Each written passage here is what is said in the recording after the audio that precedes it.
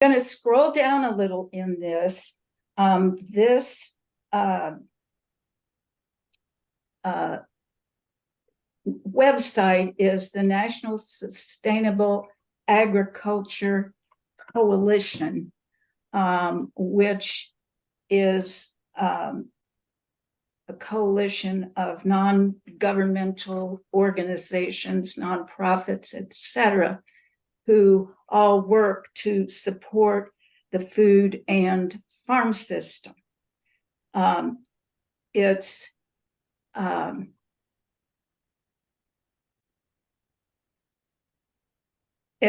put this together to kind of explain, okay, what does the Farm Bill cover? It's written in titles. First of all, the Farm Bill was created back in the 30s as a response to the Dust Bowl, because farmers had to leave their land. They couldn't grow anything because of the effects of the Dust Bowl blowing all the soil away. So when they were trying to get farmers the next seasons to come back and invest and use their land, they created the Farm Bill to subsidize them, to get them started and get them growing food again. So it's done in different titles. It's a huge thing. And so it's re-looked at every 5 years. And these are the general groups of places where they are getting money, government money, to people. I'm going to talk about the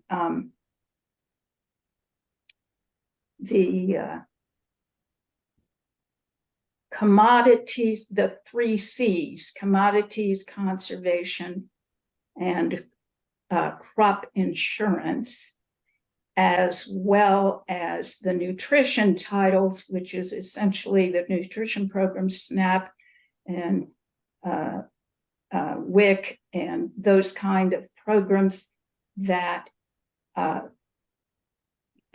give money to people who need it to buy food. And then all of these other things. I'm particularly going to focus on horticulture, because horticulture covers what are called specialty crops. Did you know broccoli is a specialty? All of the fresh produce, fruits, vegetables, as well as other smaller, honey, meat, some dairy that's produced by small producers, those kinds of things are called specialty crops. What it does not include is anything. It doesn't manage anything to do with farm and food worker rights or protections, land grazing rights, irrigation water rights. So we hear about those, right, out west, and the fights that have happened over those. It does not contain anything, doesn't manage anything about pesticide laws or the Clean Water Act or the Clean Air Act. So there's a lot of fighting that goes on right now about the amount of greenhouse gas that agricultural practices, particularly the industrial ag practices, contribute to climate change. It costs pretty much This is projected in 2018 for 2019 to 2023. Here's a bigger picture so you can kind of see. And these are the three C's that I was talking about that get some money. You can see that nutrition gets about 75% of the $500 billion up to $1 trillion in Farm Bill funding. But conservation includes, I'll tell you a little bit about these, includes conservation stewardship program. And it really is one of the pieces that small, mid-sized farmers, anybody who's going into organic farming or using regenerative practices or any of the other new, easier on the soil practices, are not able to scoop up very much of this money, even though they're doing a lot more. The industrial farms have kind of, they do things around the edges, but they own so much land and they have such large budgets that they're able to apply their conservation stewardship programs, and basically they apply for them, and then there's hardly any oversight, so they just get sent the money as though they're doing something to actually conserve the soil or conserve the water or etc. Now, this is not to say there aren't people who are improving their practices, but in general, this has been the fight to point some of this money to the specialty crops, the horticulturists, the forestry, the rural development, and everything else that gets 1% of the budget. All of those things fall under 1% of the budget, can be apportioned out to them. And so there was a pretty good fight in 2018 to get some of this and move some of the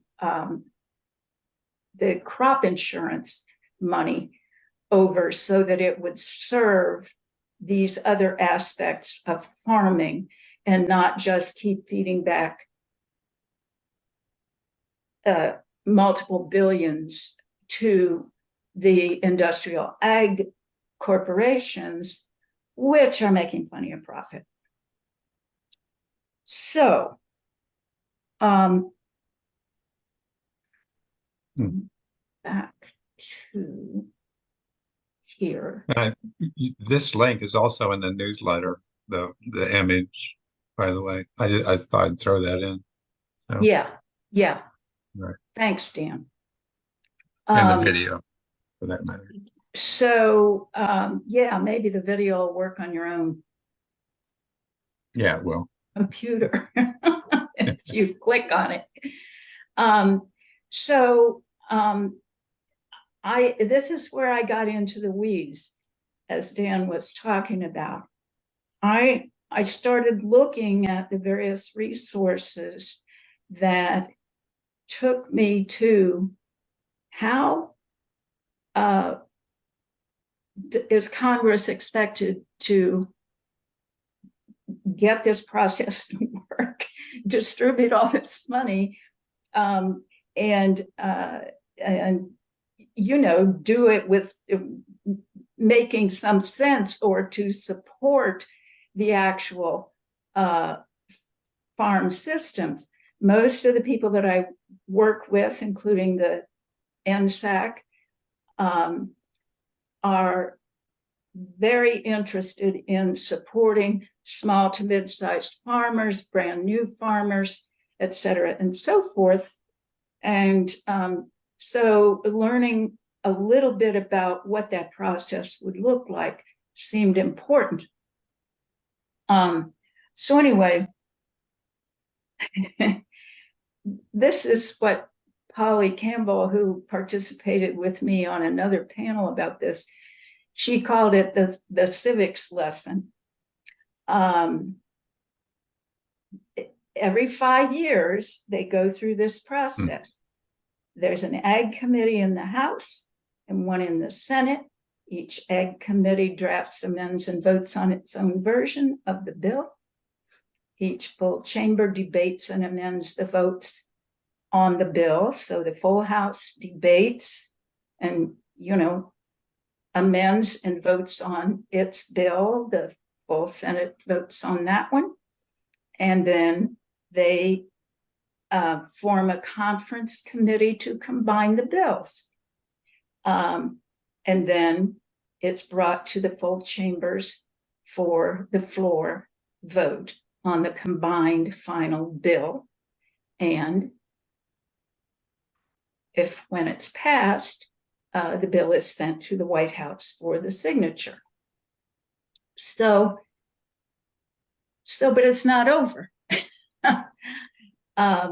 When that gets put into place, then the appropriations process begins. And what this means is they divide out the amount of money that they apportion to the different aspects of the bill, to the nutrition and the conservation, et cetera. And but then that's every 5 years. Every year, the Congress has to apportion the money out of the budget. So I'm a little pessimistic about this, given that we may or may not have a budget anytime soon. And this is supposed to be done by the end of the year. But at any rate, then the president, proposes the budget, et cetera. You've probably been through some of this. The subcommittees draft the bill, and they decide how much actual money is going to go to each of the parts of the bill that have been agreed upon. Does that make sense to people? Do they have to follow the legislation? How are the two tied together? What's passed versus what's spent? Well, they look at the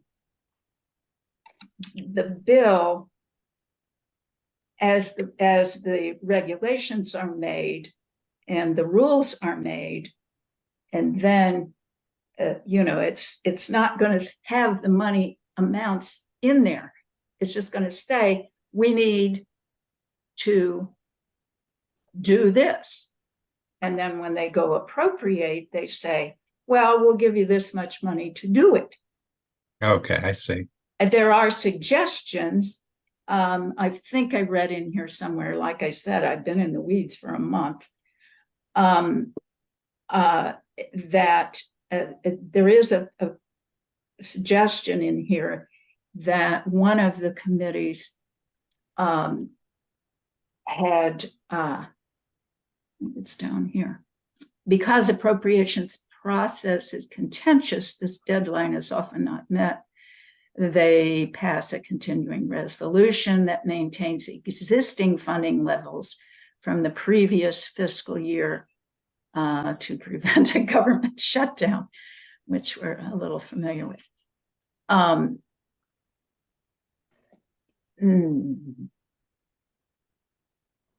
Anyway, that gives you the general idea of how this works and how big and cumbersome it probably is.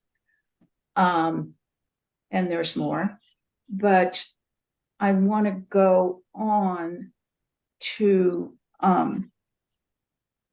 show you a little bit about the ag committees and how they work, because they're the ones that put the bill together and decide what where money should be apportioned and where it should not. They can withdraw money, or they can make that suggestion that they're not going to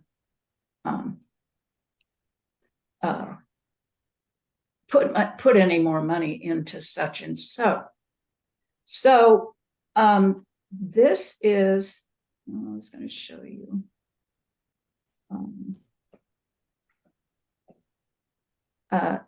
I choose the Senate committee because I looked at the House committee. It was so confusing, and so it made no sense. This committee makes a lot of sense to me. It seems like they got their act together. This chairwoman, Debbie Stabenow, has been on the committee for quite a while. She knows what's going on. Then the ranking member is the head guy from the other party on the committee. She's the Dem, because the Dems are in control in the Senate. Sherrod Brown has been a long-time member of the Senate Ag Committee.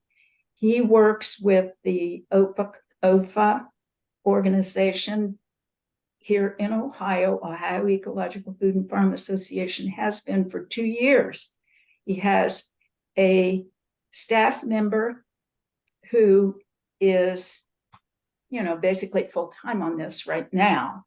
And he and the staff member both have attended the OFA conferences and met with various groups from OFA to hear feedback from farmers in Ohio about what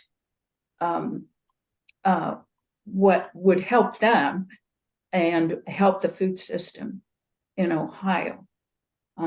These are the rest of the members. And I'm going to switch to a hearing that Cory Booker's subcommittee.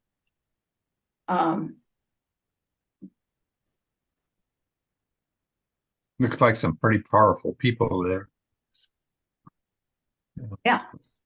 So, but this webpage really is, it has listed every committee hearing and subcommittee hearing and business meeting and nomination, et cetera, that has happened over, you can see, page 1 of 18 pages going back through this farm bill.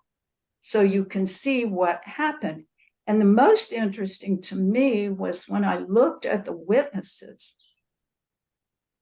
and looked at the titles of the people who spoke to the, various committees. It'll tell which one, different, 77 pages of witnesses that have spoken in the different hearings. So it was pretty interesting to me that, we hear on the news all the time, screaming and shouting and scrapping that goes on in, what the news people pick up. But there are actually some people there that have a clue about some of what the government is supposed to be doing. So I want to go to This is Cory Booker's subcommittee hearing. And it's on food as medicine, efforts and potential opportunities, tells you when it was, where it was, et cetera, and gives the full video. I think it's about, 40 minutes long. I'm just going to play a tiny bit of it, but these are the people who were testifying in front of this committee. The Community Farm Alliance in Berea, Kentucky, Soul Fire Farm in Petersburg, New York, Geisinger Health Plan, Danville, Pennsylvania, Founding Director, Center for Health Incentives and Behavioral Economics, and Chief Medical Director, Commons Inc. in Columbus, Indiana. So I listened to Senator Booker and his ranking member, who are very, what's the time here? I'm getting pretty deep, aren't I? Yeah, you got about 10 more minutes. Yeah, okay. Well, I don't want to spend much time on this, but it's easy to find.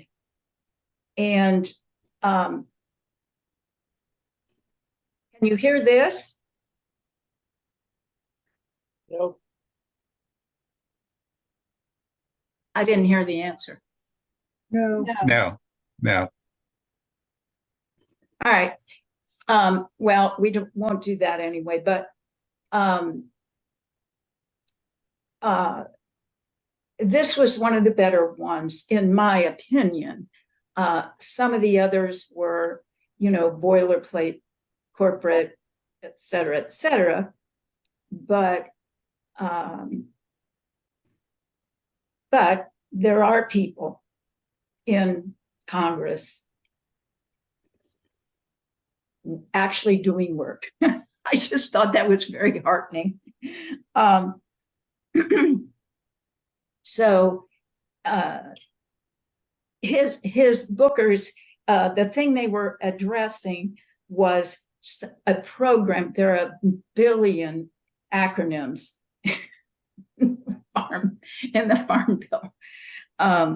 The one he was working on was talking about was GUSNIP, GUSNIP, nutrition something or another. But it was very clear as they talked about it, how it connects food and health and the economy, and how much the senator and the ranking member, Republican member, agreed on that efforts like this should go forward, because not only would it make people more healthy, but it would save the government a lot of money. So you'll have to look at the hearing or listen to it if you want to know any more about it.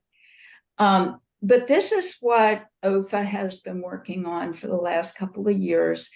They've put together a platform that they've collected information from farmers all over the state and feedback from farmers all over the state. And these are the general areas that they've decided they can promote. It's fairly easy. Promoting soil health and climate resilience through conservation policy, increasing investments in local regional food systems, addressing consolidation in the food and agriculture system, investing in organic and sustainable research, and providing more support for beginning and BIPOC, which is Black, people of color, farmers. So those are the general areas. I just want to look at one bill that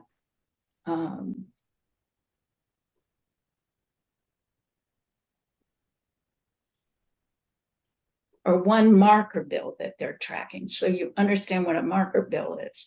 This is what the Ag Committee does. They put, when they decide to work on a particular aspect of it, like the Agriculture Resilience Act, co-sponsored by Ohio Senator Sherrod Brown, they put together a proposed bill to address that particular thing. Then that goes to the, when the Senate puts together their version of the bill to be voted up or down in there. And there's long lists of these marker bills, probably not all of which are going to get introduced into the final bill. But see, Sherrod Brown has co-sponsored biochar research, organic science and research investment, etc. And then these are ones that are on the platform. But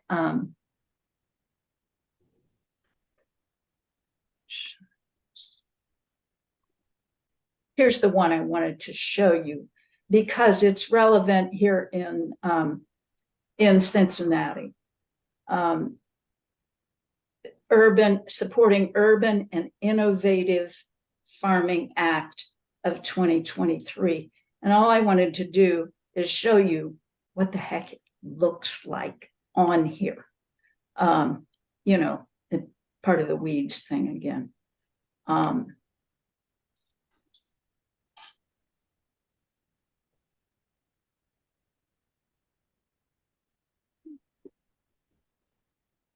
Anyway, you can get the full text of whatever the bill says through this.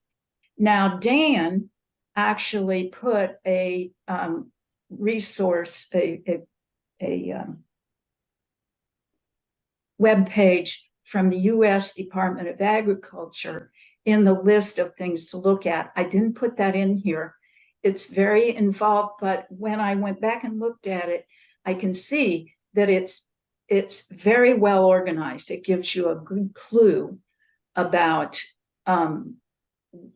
you know, how they're operating. But I won't go any deeper into that since time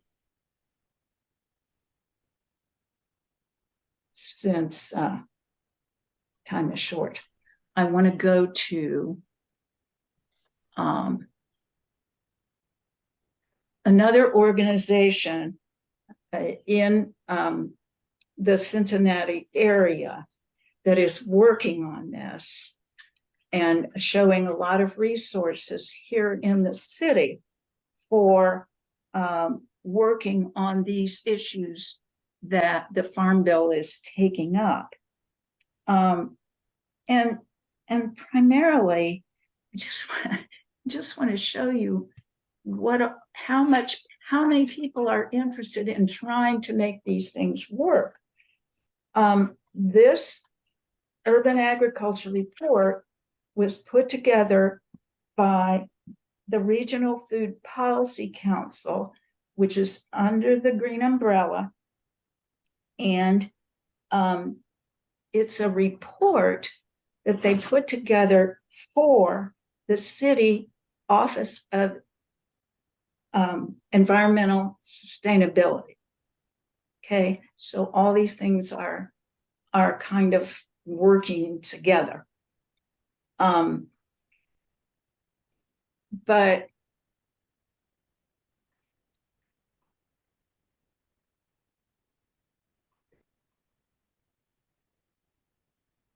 in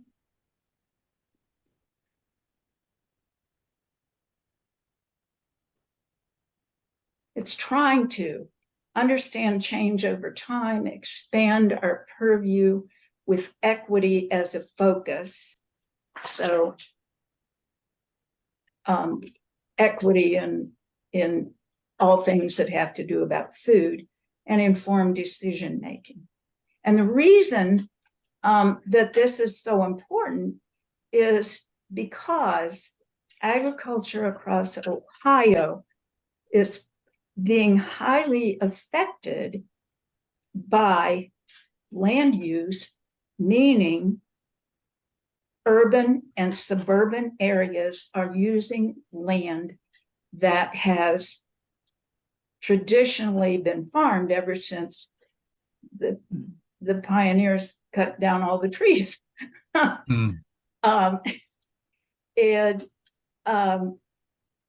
the last 100 years, the number of farms has decreased by 70% in Ohio for various and sundry reasons. One of them being land use. Ohio's acreage and production has dropped by 42% in the last century. And of course, farmer demographics is, and this is all over the country, not just here, 34% of Ohio farmers are over 65, and 58% of all farmers find their primary occupation off the farm. So new people are having trouble getting into the farm business and accessing land because land costs are going up. If these farmers need to sell their land for their retirement to take care of themselves, they're going to sell it to the highest bidder, and that's likely going to be an industrial or suburban building use.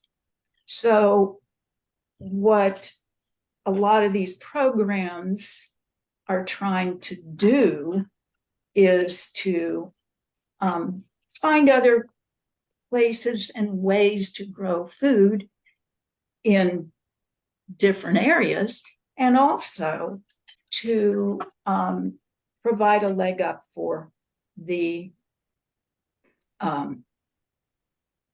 new and BIPOC farmers. In other words, put a little subsidy under these new farmers to buy the land or to lease the land so that they can learn to farm and still be able to serve, to give the old farmers a fair price. So, but this is on urban agriculture. Urban agriculture has potential to do a lot of things to support the food system, to act as an answer to urban food deserts, to serve as representations of ethnic identity, deliver social change and blight prevention, provide educational tools for students and community members, model the creation of indirect economic opportunities in neighborhoods, and help minimize food insecurity and in underserved and underrepresented populations. There's a general definition of urban agriculture, but I'll let you figure that out. These are some of the resources that are in Cincinnati that are doing a lot. Some of you are probably familiar with Civic Garden Center, the Turner Farm Community Garden Program. And then there are numbers of formal education and training systems that happen in this city to get people more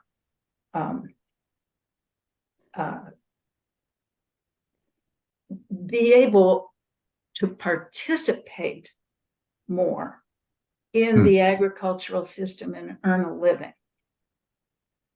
or just support their own food eating. Either way. So I'm not going to go too much into Civic Garden Center, but in recent, I mean, it's a historic thing, but recently they have turned a little bit more of attention to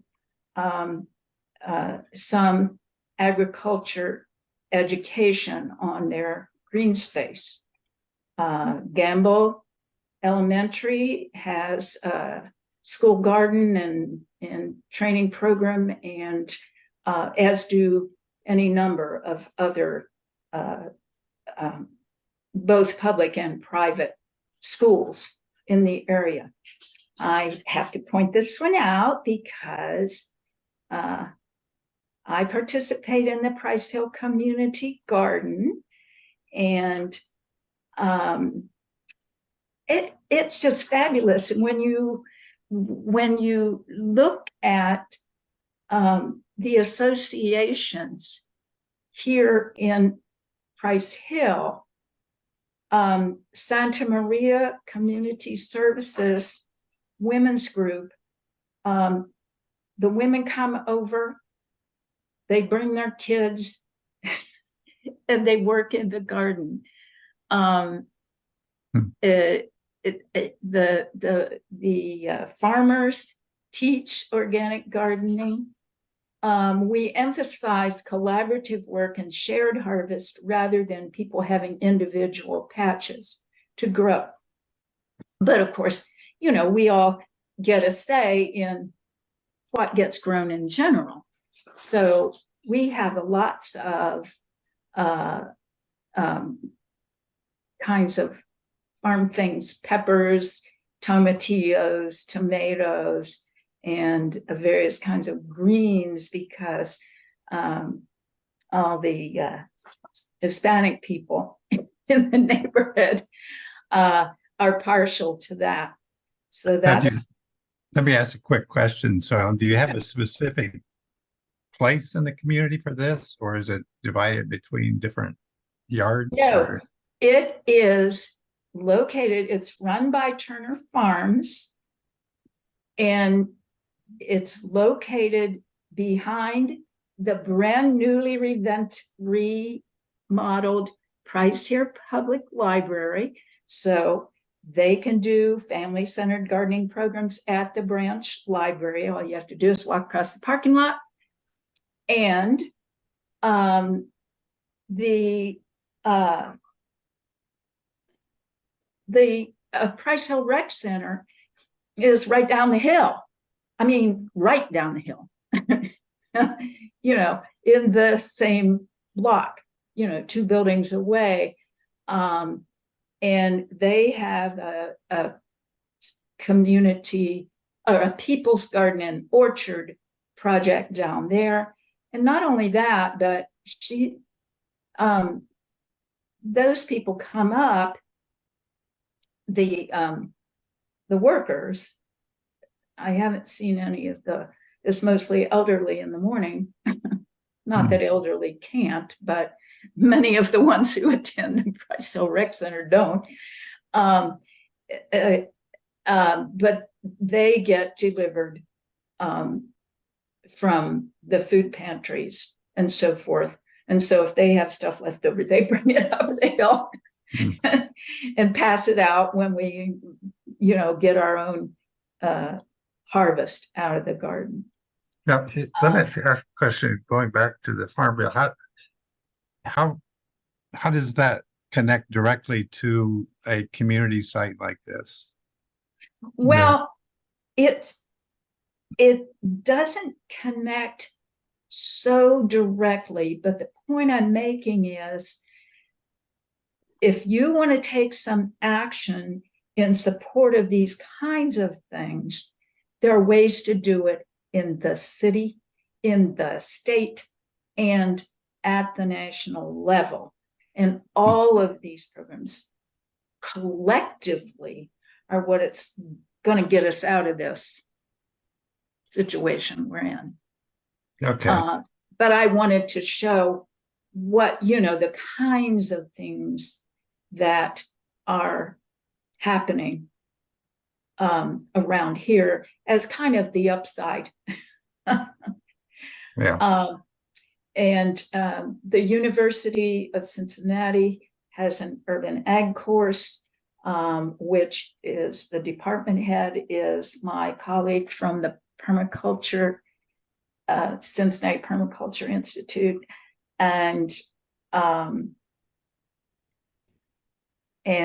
he's been developing that for, I don't know, 5 or 6 years to teach students about how to do that. And then the one more thing is, I was surprised to see this here, Rose Hill Farm, Spring Grove Village. This family brings things to the little pre-order farmers market that I participate in Cheviot. And they are such a cool family. And look at the garden. Is that neat? You can go online and look up Rose Hill Farm and order stuff. So, Cool. there's just all kinds of ways to get yourself involved. These items are what is being worked on through the city. There's citywide programs that connected with the Milan Urban Food Policy Pact. And I learned about that through the Green Plan, Green Cincinnati Plan. So there are goals to cover these kinds of things that coordinate with what the Farm Bill is directed at. So I will let you go on that. Probably, I don't see anybody here that's Sierra Club. Sierra Club has a great plan on their web page that leans more into the climate effects of agriculture. But I would love to have people reach out to the reps on the ag committees and to your own Congress people, write letters to the editor, and connect with any of the organizations I've met that I've mentioned that that appeal to you, and you can probably work with others on any and all of the above. I see Matt has his hand up. Yeah, this is going to be a pretty in the weeds question, Suellyn, but why do they only do the Farm Bill every 5 years? I mean, we do like the Defense Department every year, pretty much every other major budgetary thing we do yearly. Why is the Farm Bill only every 5 years?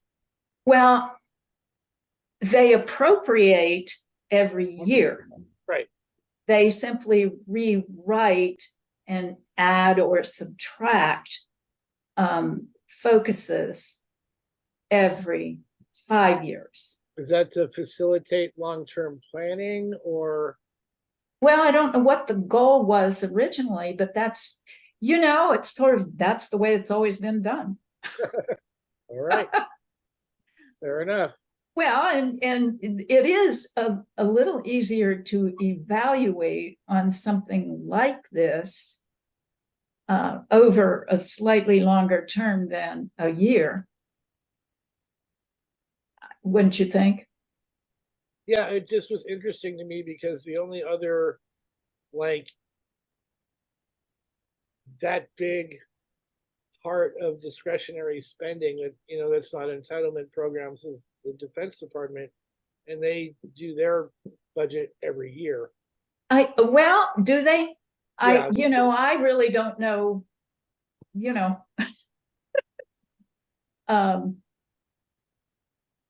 I really don't know when they rebuild the actual budget. I know they have to do the appropriations every time you turn around these days, but Yeah. Now, is this showing a current 1-year budget in your graphic right here? No, this is the projected funding in billions 2019 to 2023. It's Okay. yearly though. It's annual, but Right. it's, the projected funding, where it's going to go, etc. Now, is that the total spent over the 5 years, I guess? Or No, is that I think that's yearly. That's okay? annual. The amount is Okay. annual, but the breakdown is, where how it's going to be divided. Right. And then I'm sorry that I was trying to look through. One of the pages actually had a remark about the fact that one certain aspect was on one of the bills that I looked at to the side, and it said, for example, they asked for and could have been given 95 billion, but over the 5 years, they've never been given more than 37 billion. Okay. So that their apportionment could have been up to 95, but the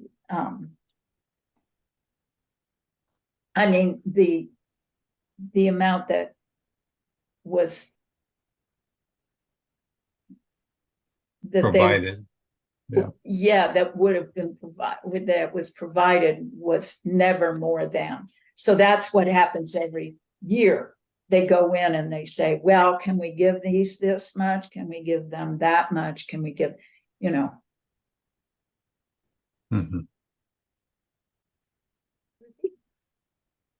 So if I understand this correctly, this is what the 5-year budget was anticipated to be, but it may not be that what is actually spent. This is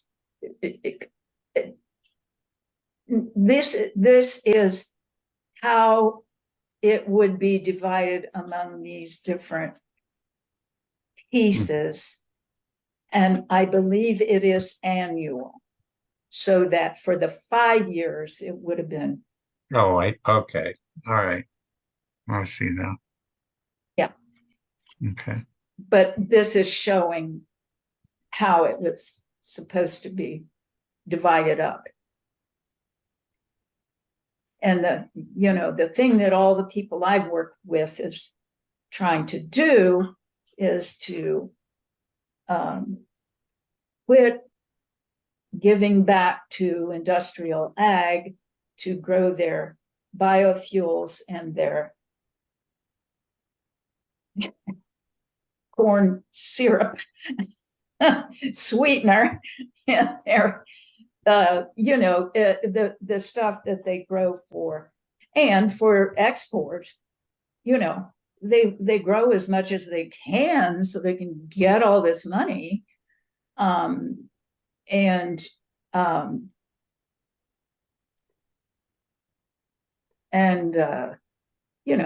the process kind of ruin the environment and do not provide us. I really wish you would look at that Cory Booker hearing, because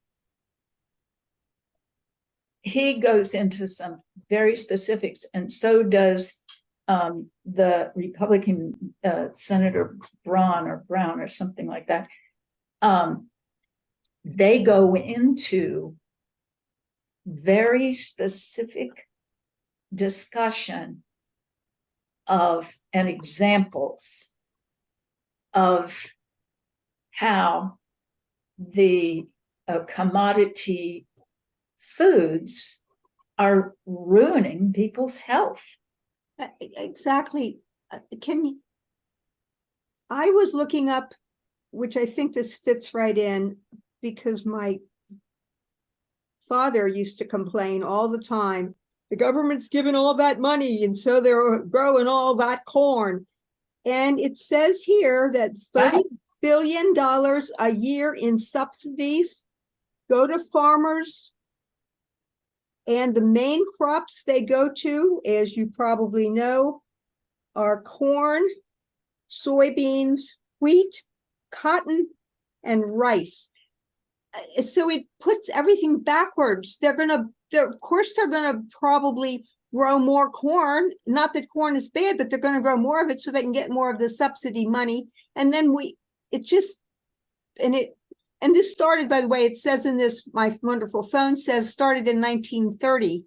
There's those kind of subsidies. And this says it was as of 2023 that $30 billion was going to go. So I just don't know, but it feels like it's a big confused thing to me. Well, if you look on the chart, commodities, 28.6 billion per year. So those are the commodities. Commodity, farm revenue protection. So that, is going to these big giant farms. It's just like the rest of the corporations. Exactly. And I don't think I emphasized enough that some of what I have talked with our Congressman Greg Landsman, who is on the Small Business Committee, in order to try and impress on him small and mid-sized farmers and small businesses that produce food here in the region are small businesses, and they need the support because those businesses and those farms keep our food money here instead of sending it away.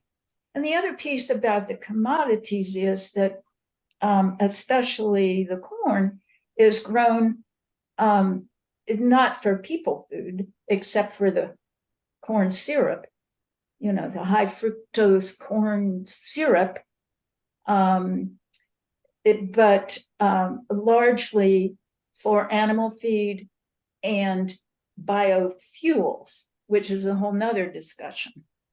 And there's a lot of argument about pros and cons of biofuels. And I don't pretend to be able to sort that out. But in general, I look askance. Okay. It would be any wonderful. other? I just think it would be wonderful if small farms, sustainable farms, would be subsidized somehow. And like you said, they might get something, but certainly we're still operating in, I think, kind of in the 1930s.